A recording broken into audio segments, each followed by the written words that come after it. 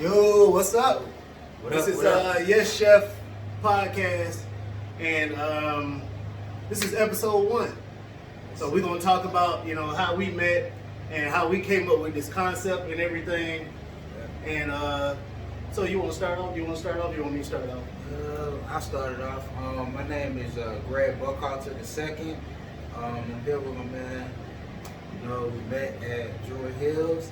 Druid Hills. Boy, it's a lot to say about that. You say a lot about Druid Hills, man. So we both in culinary, and I've been in culinary 19 years, and going into my 20th year will be next year. What was your first job in culinary? Outback Steakhouse as a food prep. Damn, really? Yeah, 2001. Yeah. Man, you ain't gonna even believe what my first job was. What's that? My first job with culinary arts, when I first wanted to start even cooking, man, really truly, was Church's Chicken. Straight up. Church's Chicken, and I'm gonna tell you, bro, I wasn't even old enough to work there. I wasn't old enough to work there. I had to go. I went and got a fake ID so I could get a job, bro. I swear, I think I was in like 8th grade, man. I think I was in 8th grade. I went and got a fake ID. Right. You know, you can't work in no 8th grade. No. You know what I'm saying? Or you can with a permit. So I told them that I was 15 or 16, something like that. I got the fake ID, when they got a job. That's how bad I wanted to work, man. You know what I'm saying? That's to the get my spirit, own man. Jordans, That's get the my spirit. own, yeah, exactly. So, bro, I was back there, little nigga, back there cooking, frying the chicken. Hey. I went from there. Then I went to Wendy's. I was working on the grill at Wendy's, right? Wendy's was paying a little bit more money than Church's was. You know what I'm saying? Shout out to the Wendy's on Sandy Springs. Shout out to everybody that knew me from the Church's Chicken on Roswell Road. That was years ago. That was in the late 90s, man. Early 90s, late 90s, or whatever. But damn, that's what's up, man. But go ahead, bro. I'm gonna let you go ahead and tell you what you guys The said. thing about it, man, like just having that experience, and honestly, the conversation I had with my grandfather, like first my field was gonna be in the film industry. Yeah. I wanted to do film production. Yep. That was the goal of mine. So I was like, this ain't working because we ain't had the money to go to film school. I'm like, all right, I gotta find something else to fall back on. Got a job, he was like, you know what? I like this. Yeah, I can do it by myself and shoot and just taking it around with it, man. And I started getting a creative idea to come up with all these concepts and cooking. And I was like, okay, you know what? I'm gonna see what I can do with this. And from there, man, it just Did you go to culinary high school? I did, and I actually dropped out of college, man. Yeah. See, hey, we say this all the time. If you in culinary art school and you know the concept, like the basics, why pay $70,000-$80,000 to go to school? That's You see what I'm saying? Debt collector. School is a debt collector. And be in debt. I'm gonna tell you, I don't know too many restaurants or anything else that you can. There ain't too many restaurants you can get into, or hotels you can work for, or you know what I'm saying. Yeah. Whatever the case may be, that you gonna be able to pay all that money back. Exactly. You know what I'm saying? I mean, that's a lot. I mean, $70,000-$80,000. You know That's what no I'm small saying? Even change. if you get, you know, the grant to go to college or whatever Exactly. like that, man, you still got to pay that money back. Exactly. Either way it goes, a grant is a grant. Like you're not about to. Exactly. They're not about to just give you that shit. You know what I'm Nah, saying? They want it back. Yeah, they gonna want that. They gonna want that back. You know what I'm Absolutely. saying? But man, that's what's up, man. You know what I'm saying? Yeah, man. I took it, man, and now it's like, you know, I don't work for company after company, and I mean, I'll get into more of that about some of the places I worked. I worked at, baseball stadium too as well. Worked at so many different places, Intercontinental Hotel. Yeah. I was there. I was there. Independent and senior living centers. Different, man, so many places I worked in culinary, and it's just like, all those are great experiences, and then you start learning the craft and understanding what's going on. It's like, you want to grow. Yeah, You know what I'm saying? It's about growth. And that's part of the process. Because chefs, when you're working for different companies, they want to see how much experience you have. That's true. So That's true. Well, I'm Chef Boss Hog. Boss. Desmond Dwayne Miller, that's my name. Boss came from my uncle. He named me Boss when I was born. Because I was the first nephew, first grandson. So he named me Boss. And it's been Boss to love. Everybody in my family called me that. So yeah, I put a little extra to it. Chef Boss Hog. You know what I'm saying? I got Chef Boss Hog Catering. And I got Yes Chef Vegan Cheese Sauce. And we both got Yes Chef podcast. We're going to be talking about the food industry. You know what I'm saying? The ins and outs. yeah. The ugly. Yeah. And the good. You know All what I'm day. saying? A lot of people think, you know what I'm saying, from the jump, you can just start making a whole lot of money, man. You know what I'm saying? Yeah. But we're going to get into all that. But, like I was saying, my first job was Church's.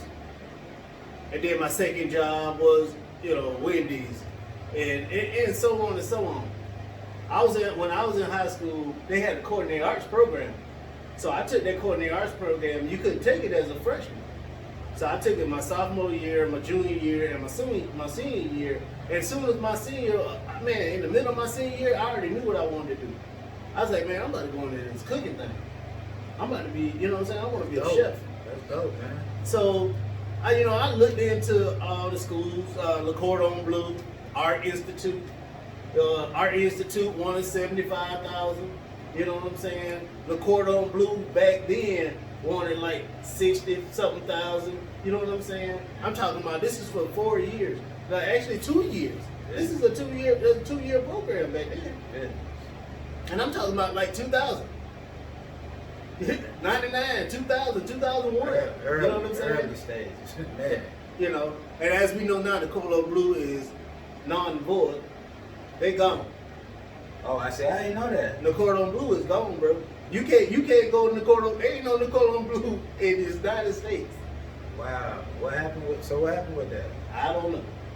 I didn't go. I didn't go. But so I went to I decided to go to Job Corps up in Morganfield, Kentucky.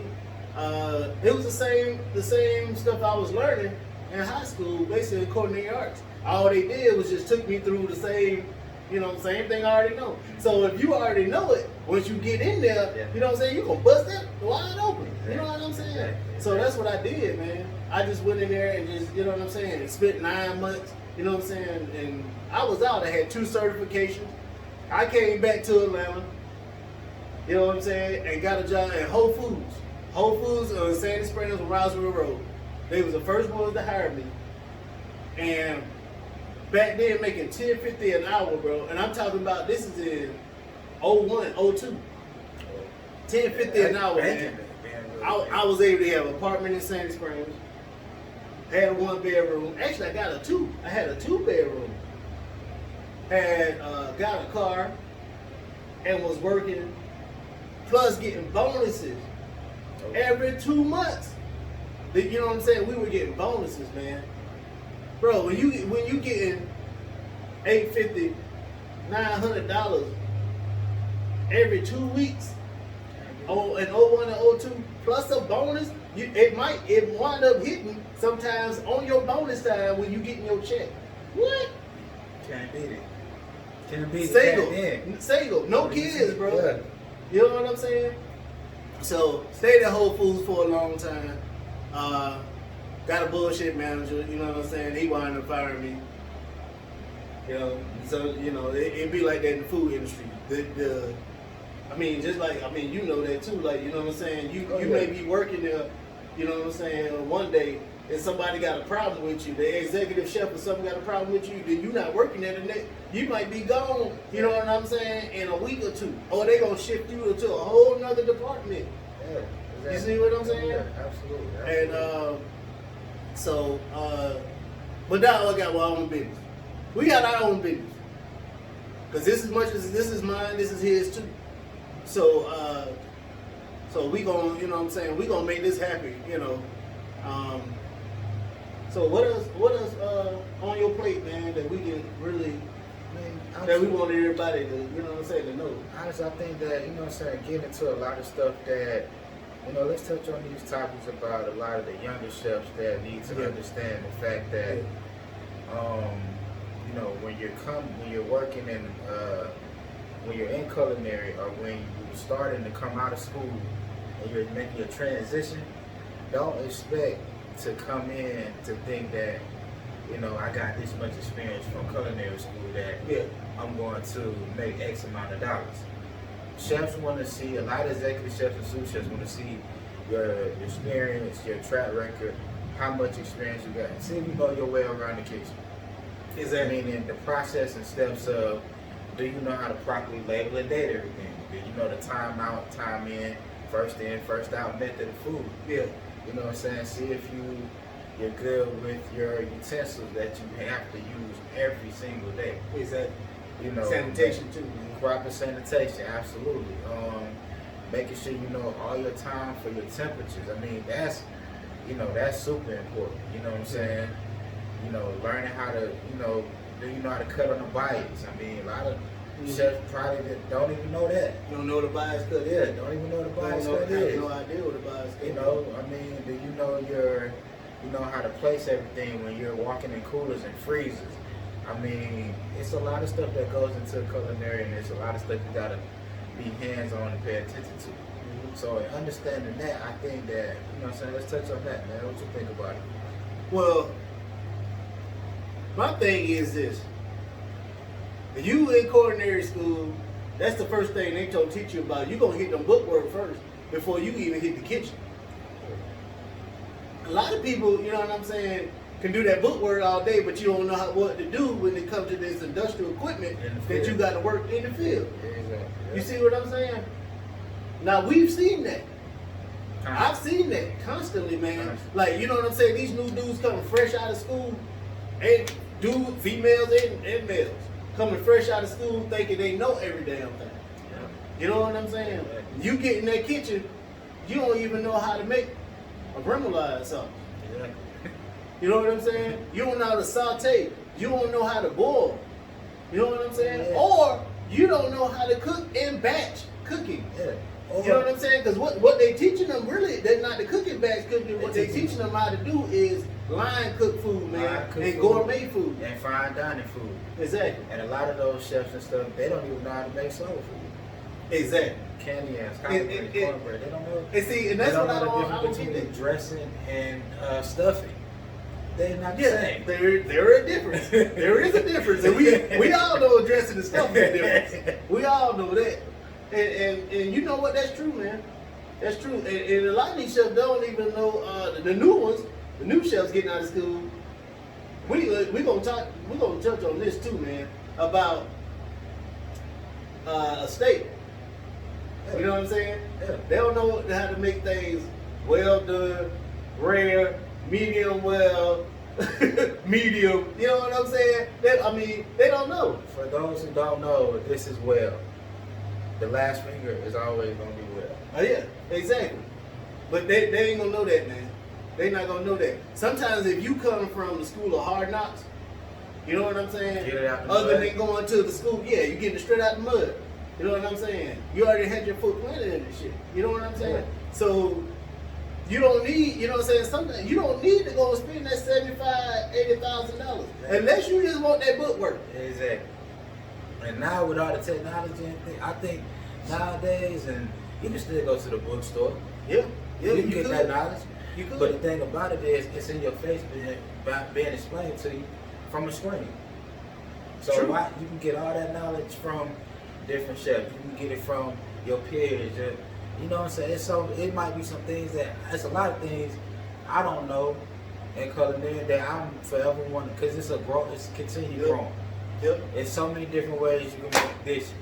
Yep. So many different ways you can create a dish or critique it or make it taste a certain way. You know what I'm saying? Everything don't gotta be medium well. Everything don't gotta be well. There's so many ways you can make salmon. You don't gotta you have to pan sear it all the time. here. You know what I'm saying? You don't have to make black and salmon all the time. That's true. You don't have to do the basic concept of that. No, you don't have to. And you don't have to put salt and pepper on everything.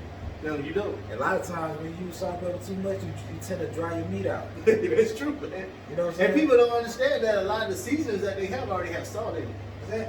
It already got pepper in it. Mm-hmm. You know what I'm saying? Yeah. So that ain't gotta be, you know what I'm saying, just straight salt and pepper. You know what I'm saying? Everything. If you buy all these seasonings at the grocery store, a lot of the times, if you turn that bottle around, it's gonna have salt in it. It's gonna have pepper in it already. Yeah, exactly. Then everything else you need. Yeah. You know what I'm saying? Yeah. Oh yeah. So I don't understand. You know what I'm saying? I've seen people do that, man. Yeah. You know what I'm saying? To me, I think is, you know what I'm saying, is to me, I just think it's ridiculous. You're gonna wind up either making your food too salty. That's gonna it's just basically gonna be too salty. Yeah. Or it's gonna have way too much pepper. Yeah. You know what I'm saying? And oftentimes using too much pepper, guess what it does? It makes your dish spicy. Oftentimes Exactly. if you use too much of it now. Yeah. So I think that should be a lot of things that, you know what I'm saying, just letting other chefs know that you don't have to do things the traditional way that you learn No, you in know. culinary school, because a lot of that, really culinary is preparing you for a 5-star, 5-dining restaurant. Exactly. That's it. It's preparing you to work, either work in that field, in that genre of culinary. You know what I'm saying? Because you don't want to get so basic or caught up in the trap, so you got to cook one way. Because that's actually trapping your creativity. That's true. You know? That's true. But that's the only thing they teach you. Mm-hmm. You gonna learn that, and you gonna might be learning baking. Yeah. You know what I'm saying? And that's about it, really and truly. Yeah. Yeah. But they gonna teach you how to sear. They gonna teach you how to saute. Yeah. They gonna teach you how to boil, bake, all that shit. Okay. But the same thing, at the same time though, they're not gonna teach you how to do Southern cuisine. They're not gonna teach you how to do vegan. They're not gonna teach you how to do vegetarian. You know what I'm saying? Yeah. They're not gonna teach you how to do that. Yeah, exactly. And I give you the basic, you know, the thing about it is, man, always elevate your mindset.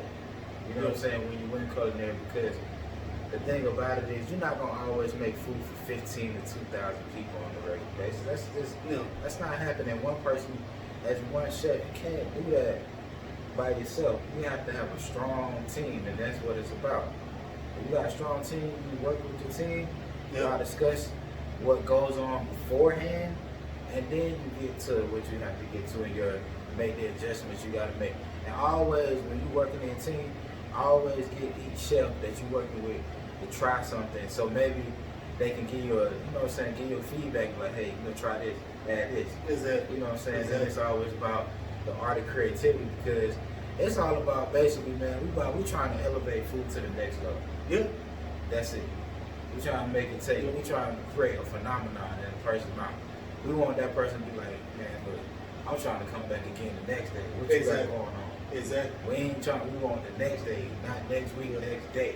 Yep. Exactly. Like, so we want good clientele, and we also understand that we also want to have that connection with people, because honestly, man, the reason why I love it so much is getting that 5 minutes with that person that I don't know and having a conversation with them, because oftentimes in life, man, we get so caught up in the confines of what we got to do day to day, but we don't take the time to understand that everybody got something going on in their life, and then maybe that 5-minute conversation, change their perspective about how they feel about something, and then give them a different outlook. Yeah, so that's why I like what I do, man, and I'm gonna continue to want to grow it. So you know what, let's go back. Let's go back for a second. Let's go back into how we met, and it's interesting, but we connected on a lot of things. So you remember how we met? We met. So we was at Druid Hills. We was at Druid Hills Country Club. Yeah. Here in Atlanta, Georgia. I think I was at the time. I think I was doing like 2 cases of chicken breast. Yeah. I was doing like 2 cases of chicken breast. Yeah. With no bone, regular chicken breast. We would split them in the middle, fanning them out. Butterfly. Y'all know how the butterfly look? Like, yeah, that's butterfly. So we came over there. I think you came over there to help me. I think I had more than 2 cases though. Yeah. And we were butterfly and chicken. We were talking. I think somebody said something about LeBron James. Yeah. It was somebody said something about LeBron James. That's how it started. And that's all how it started. I said, hey, that's my partner. I like LeBron, man. So we were talking about that. And the conversation went on. Or whatever. And then we connected on some other things. Yeah, you know what I'm saying? One thing we started talking about, I don't even remember what we started talking about, man. It's been... We came to find out, man, that we both worked at the same hotel at Intercontinental. Yeah. At different time Intercontinental, frames. yeah. And we both knew Chef Carlos. Yeah, and we both knew Chef Carlos at the time. Yeah, man. And it's a small world. But people got to understand, man, sometimes it's who you know that can put you to that next level. Absolutely. You know what I'm saying? And they can really help you. If they're a real friend, or they trying to be a friend, or try to feel your pain, and y'all in the same industry, you know what I'm saying? So, yeah, that's how we connected. And that's been what? Maybe 2 years now? Yeah, 2 years. It's been 2 years, man, and I feel like I've known you longer than 2 years. Yeah, it's like going to 3 years. Going to 2 or 3 years. But at the same time, it be like that when you working in the kitchen for 12, 13 hours, 14 hours, 15 hours a day. Yeah, sometimes you come in when it's dark and you leave when it's dark. Yeah, absolutely. I try to tell people about that, man. These new chefs, they ain't gonna know about that. Yeah. You know what I'm saying? They probably were told, but they ain't really been on their feet that long, you know what I'm saying, and sweating in the industrial kitchen. Exactly. You know what I'm saying? Yeah, oh yeah, absolutely. Absolutely. So, man, look. Hey, it's been great ever since with us. You know what I'm saying? I'm putting my boy on, basically. I'm gonna put my boy on, man. I'm telling you now. Whatever we do, whatever I do, and it blow up, he coming with me. That's just that. Yeah, man. Cause I know his skills. I know what the hell he can do.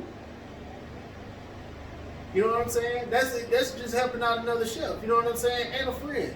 You know what I'm saying? That's how that go, man. Yeah, man. I put it like this, man. Brothers for life. That's something. I'm gonna leave it at that. Yeah, that's it. You know.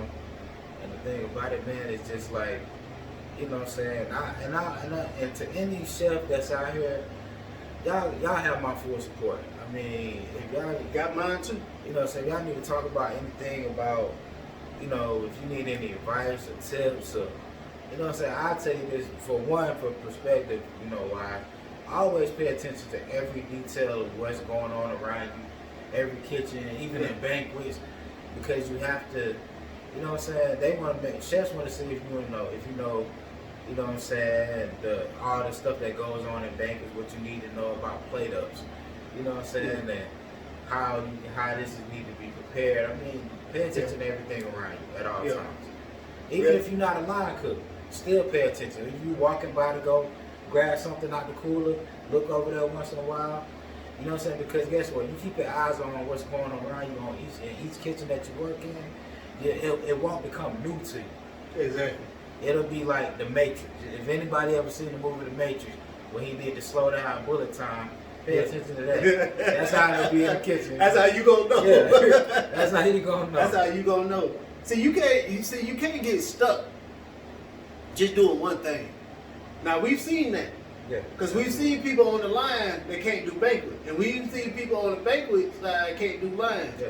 You know what I'm saying? Like me, I'm not a line cook. Yeah. But you can do line and you can do banquet. Yeah.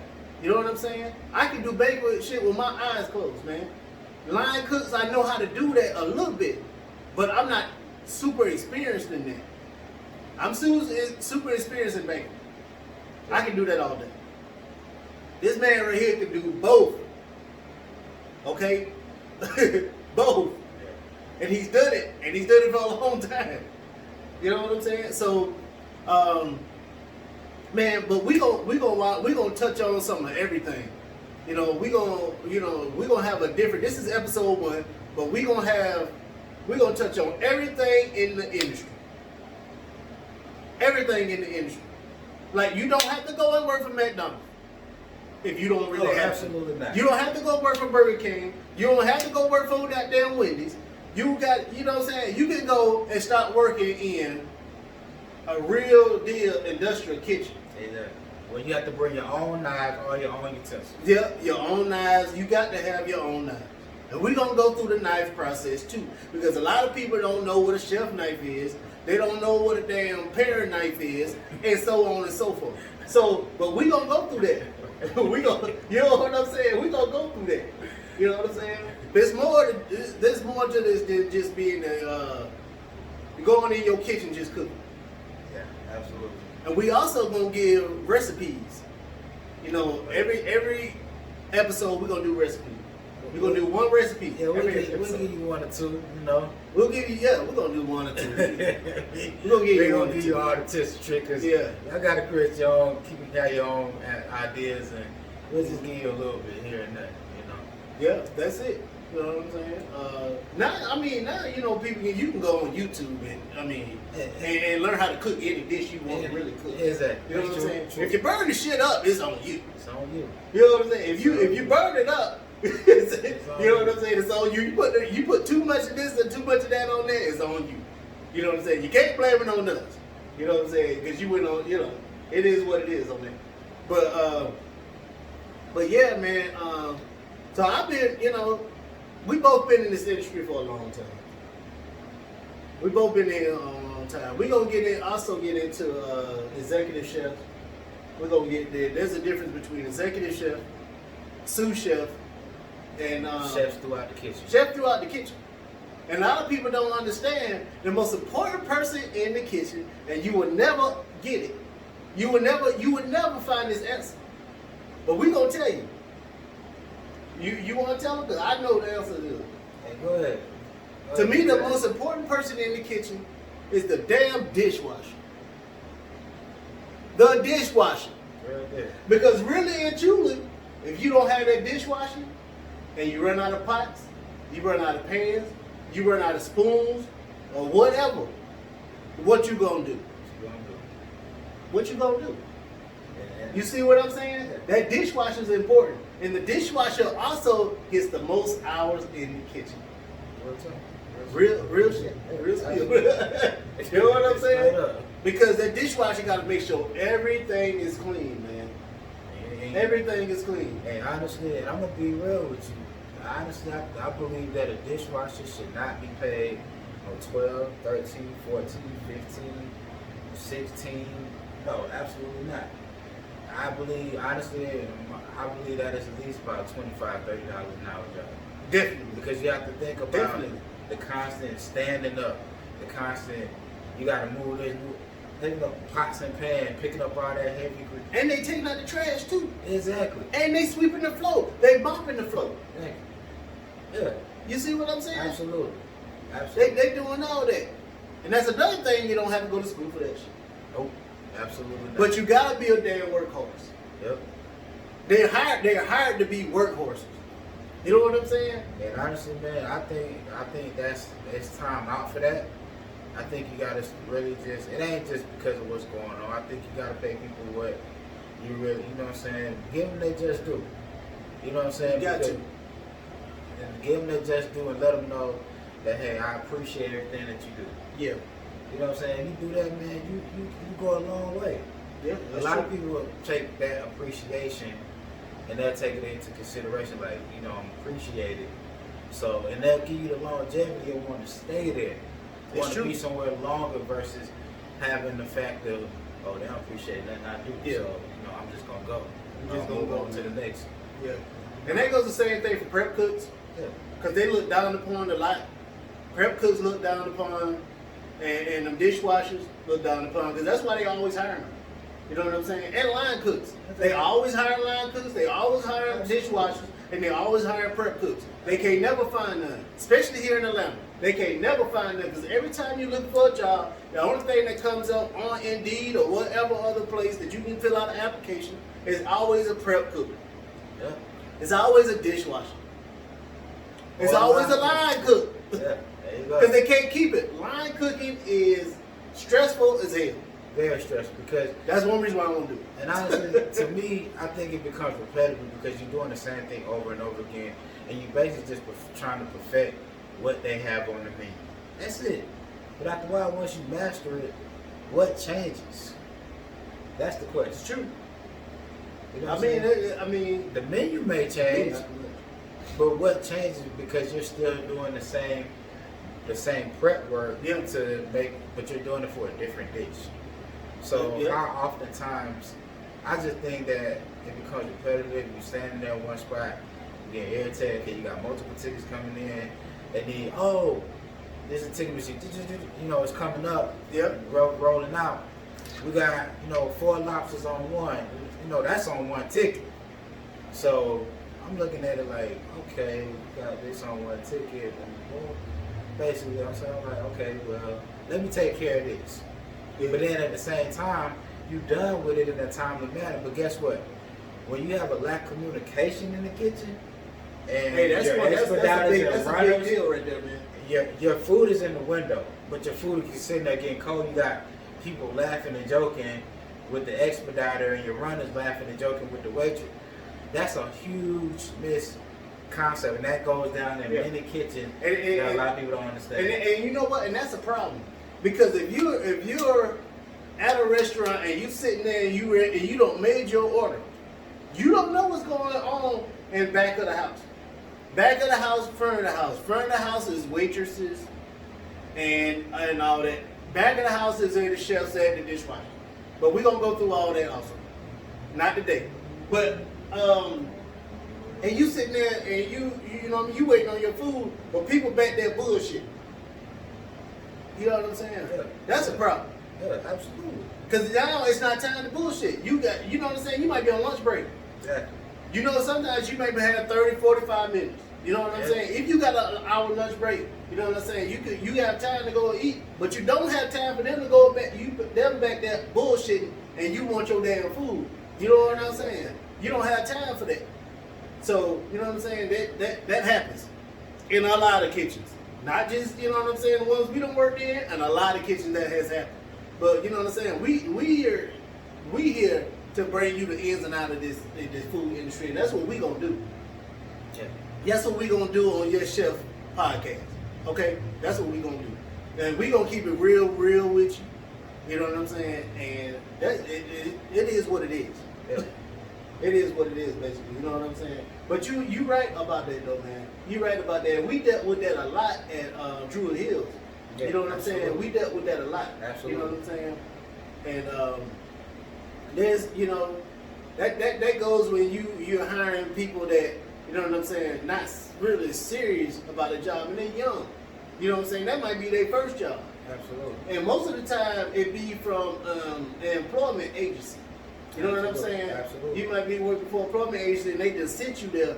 Yeah, you don't give a damn. You know what I'm saying? As long as you get your check. But the people that has been in the industry for a long time, the food industry, they serious about this shit because that's what they do on a regular basis. It's our daily lives. It's our livelihood. Exactly. You know. Exactly. And I think that's, you know what I'm saying, I think that the miscommunication in kitchens, it has to be dumbed down some. You know what I'm saying? I think that a lot of times that, oftentimes that the executive chef getting mad, that doesn't fix it. No, it don't. Being angry, or a sous chef trying to have a meeting and try to call one of the chefs out in front of other chefs in the meeting, that's not the way you handle that. And that happens a lot too. You can pull that woman or that man to the side and have a conversation with them like, hey, I just need you to, X, Y, Z. Exactly. You don't embarrass somebody and down talk them, or try to discredit their skill or whatever in front of other people. So that's not the way because the thing about it, I always think about treat people how you want to be treated. Exactly. That goes a long way. Exactly. You mistreat people, you might be prepared for what's gonna come back, because it might not come back the next day, next week, next month. Exactly. But oftentimes be mindful of that, because treating people a certain way or any kind of way, don't do it. Don't do it. Don't do it. Especially in a kitchen. Absolutely. Because there's a lot going on. A whole lot going on. And the communication is a must. But it don't happen that much now. Yeah. It don't happen that much. Yeah. Right. Some people communicate with whoever they want to communicate to, but they don't communicate the shit to every damn chef in there. There you go. But you working with everybody. Y'all supposed to be a team though. There you go. Yeah. You know what I'm saying? Yeah, Y'all right. supposed to be a team though. Yeah. And when that doesn't happen, then somebody mess up something, and then you end up getting blamed about it. And then I'm like, how did I know? I didn't know that. A report in the office of being written up for something that could have been resolved through a simple conversation. Exactly. These executive chefs, some bullshit. Y'all some motherfuckers, man. For real. For real. Y'all some motherfuckers, man. Y'all do some shit that y'all shouldn't even do. I think sometimes a lot of these executive chefs, man, they're not used to working with different cultures either. You know what I'm saying? Yeah. And that plays a major part. Absolutely. You know, some of them are some real dickheads. For real. Right. And a lot of people always want to know why all like chefs are always angry or mad or this, that, and the other. It's not just the executive chefs. It's like, you know what I'm saying, working in this food industry is very, very stressful. Yeah, absolutely. This shit is just as stressful as being the goddamn police. Yeah, it's stressful. I'm telling you. Yeah, it's stressful. And it's dangerous. Because you're dealing with knives, you're dealing with this industrial equipment, you're dealing with a floor that if you get wet, you can bust your ass. Yeah, absolutely. I mean, I'm one, you know, from victim of that. You know what I'm saying? I broke my leg last year due to, you know, an injury. Had to have 2 knee surgeries in 1 year. Go into that. Yeah, first one was my first knee surgery was March the 8th. Tell me how that happened. 2019.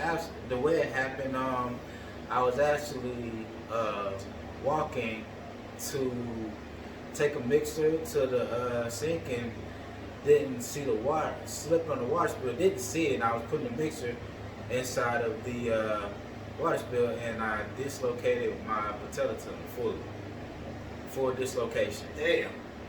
And so my leg was basically broken.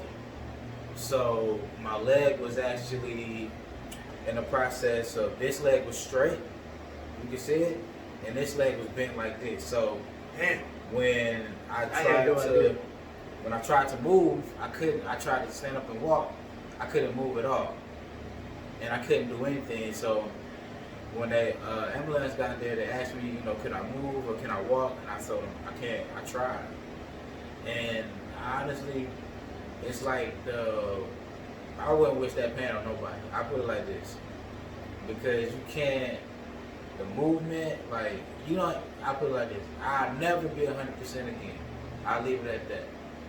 And then just having the first surgery was probably the worst one.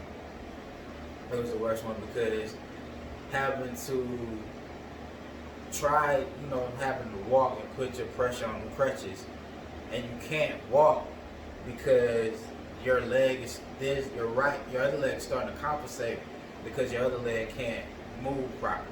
Now, mind you, this happened in a kitchen.